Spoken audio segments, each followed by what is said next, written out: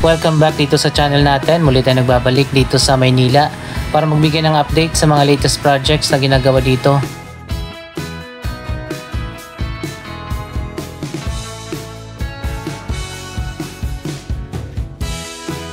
Andito tayo ngayon sa location kung saan itatayo sana ang pinakamataas na residential building dito sa Maynila, ang Aquarius Residences.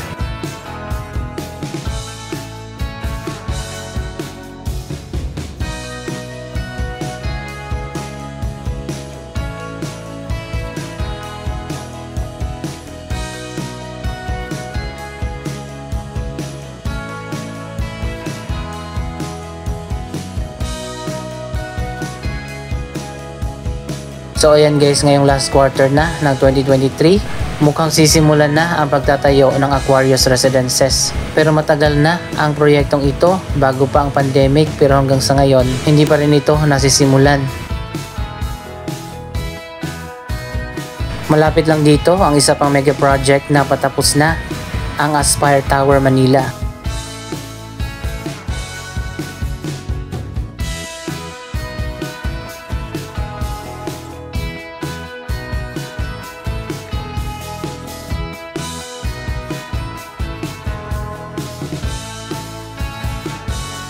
Napakaganda pa naman sana ng bagong Aquarius Residences. Nasa 76 stories ang magiging taas nito. Magiging isa sa mga tallest residential buildings dito sa ating bansa.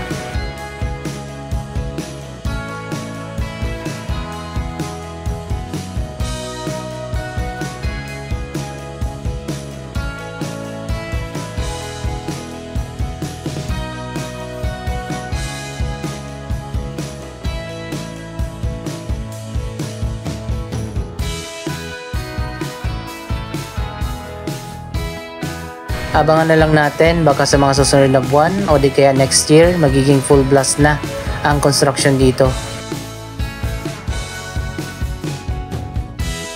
Ang Aspire Tower, isa pang residential building, mukhang matatapos na at nag-top off na. Nasa likod lang ito ng Admiral Hotel Manila.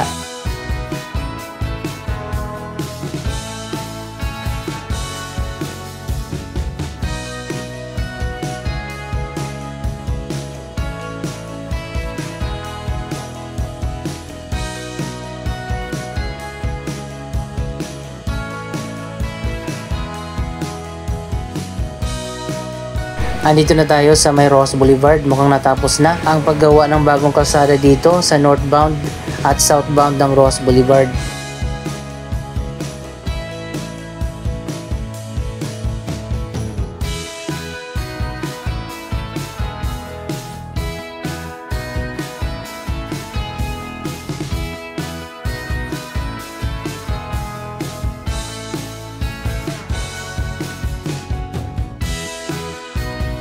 Kung babalikan natin, noong nakaraang Duterte administration, sinimulan ang Manila Bay Rehabilitation Project. Kasama sa proyektong yon ang pagtatayo ng bagong drainage system sa kahabaan ng Baywalk. Ito na ngayon ang bagong drainage system. Tapos na kaya ang proyektong ito?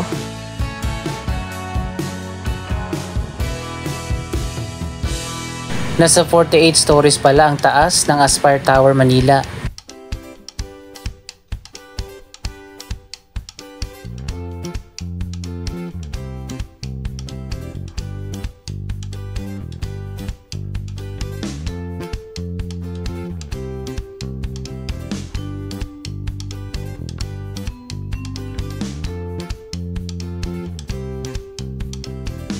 Mamaya pupuntahan pa natin yung isa pang mega project na ginagawa dito sa Manila Bay Area, ang Sands Residences ng SMDC.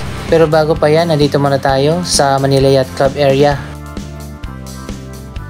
Tapos na yung mga bagong restrooms dito sa Baywalk, pero sarado pa rin ang mga ito at hindi pa pwedeng gamitin.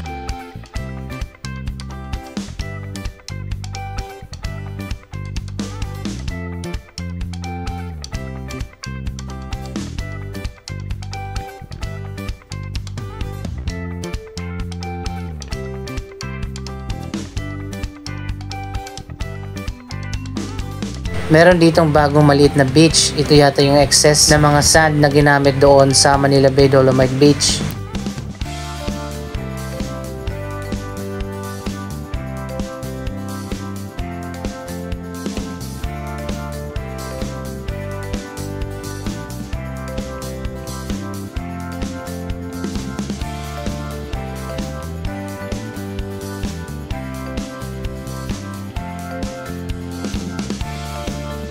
Mas maliit lang yung area na to na nilagyan ng sand. Ang Dolomite Beach naman ay nandoon sa kabilang dulo.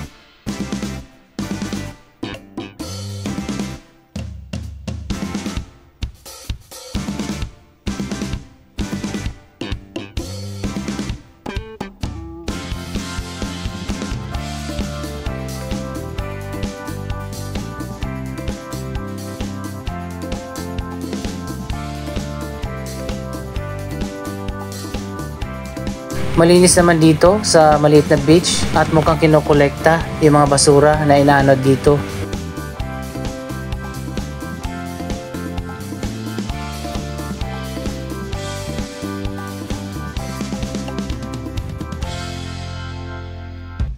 Dalawang reclamation projects ang itatayo dito malapit sa Manila Yacht Club, ang Manila Solar City at ang Pasay Harbor Reclamation Project doon naman sa likod ng CCP Complex.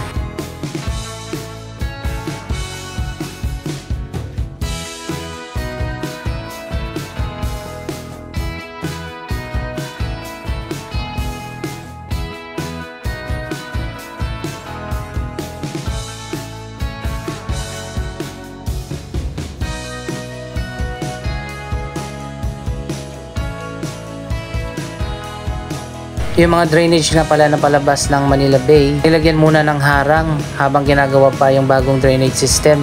Yun ang dahilan kung bakit patuloy ang pagbaha, lalong-lalo na dyan sa Taft Avenue. Kapag umuulan, sana tapos na nga yung bagong drainage dito sa Baywalk.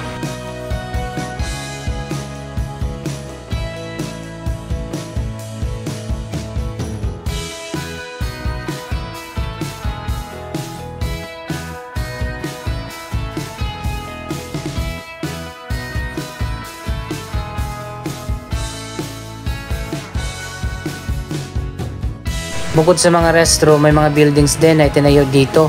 Hindi ko lang alam kung ano magiging purpose ng mga building na ito.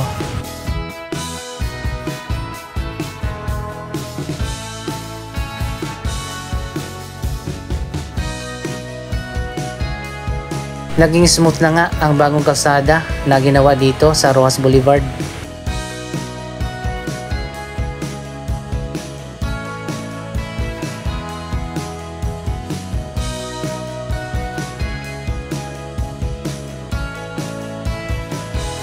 May nakita ko dito, naalala nyo ba yung Grand Boulevard Hotel na matagal na nagsara?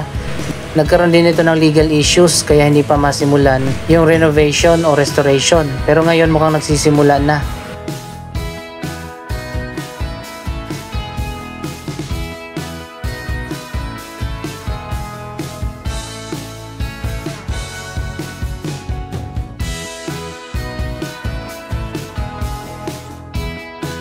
Dito naman sa kabila ang bagong Aspire Tower Manila na pinakita natin kanina.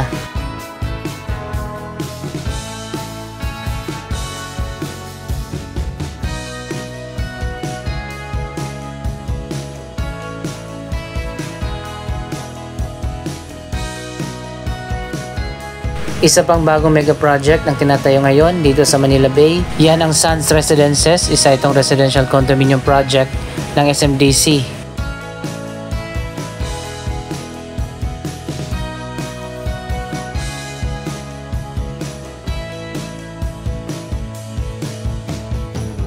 Ongoing na ang progress dito sa bagong Sands Residences ng SMDC.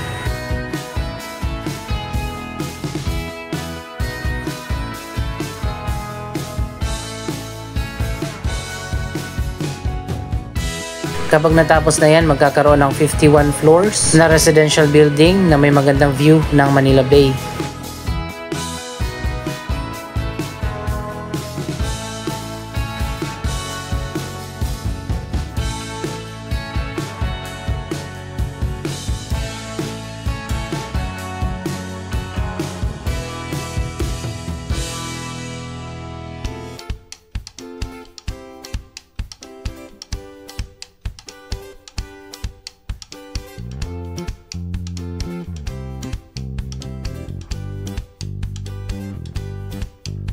So ayan guys, mukhang sinisimulan na nga ang renovation dito sa Grand Boulevard Hotel na matagal na nagsara. Kung hindi ako nagkakamali, nabili na ito ng Waterfront Hotels.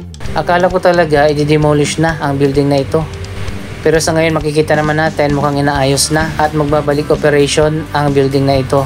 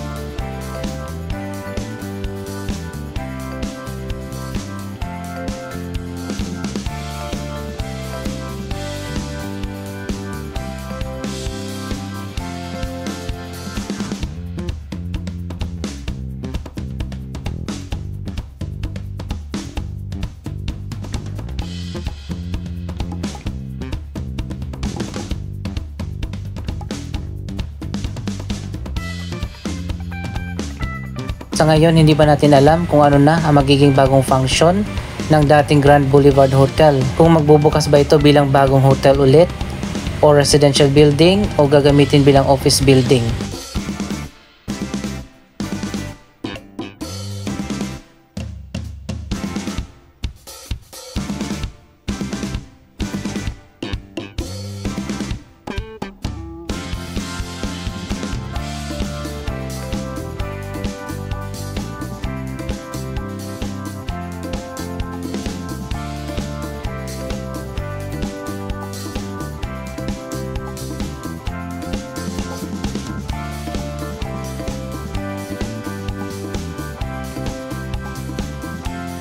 Andito na tayo sa Raha Sulaiman Plaza. Ang area na to sa Maynila ay tinatawag na ngayon na Koreatown.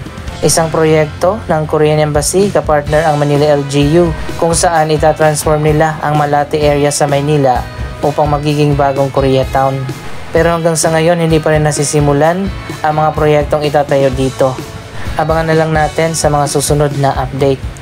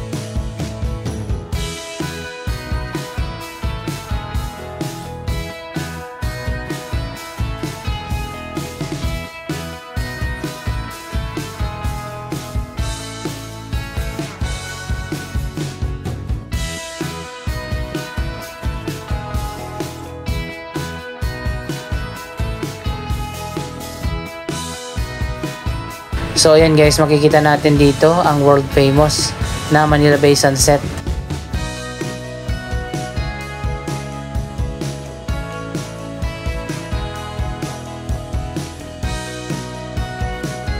Ano masasabi nyo sa mga latest na development ngayon sa Maynila?